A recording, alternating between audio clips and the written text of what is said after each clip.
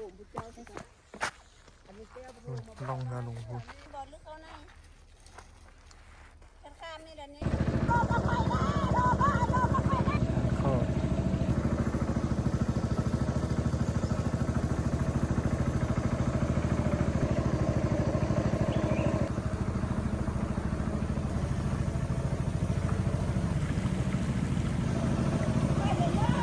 ได้เงินเชียร์บ้าง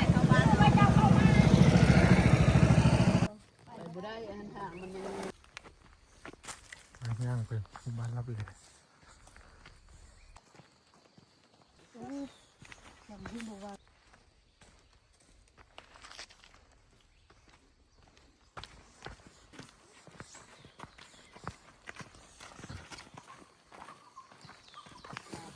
มาดิ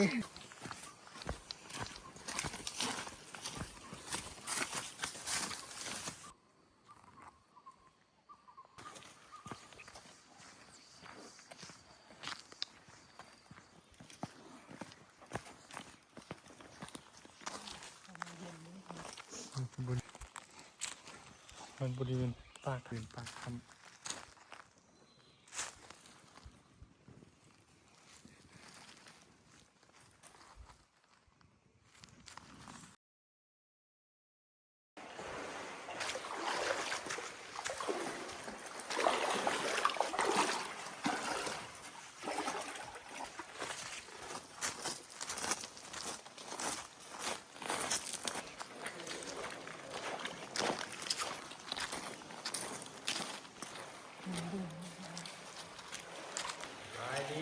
มาดี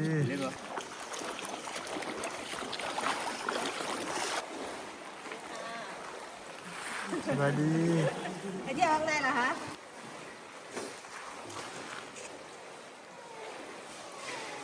นักท่องเที่ยวกำลังออกมาจาก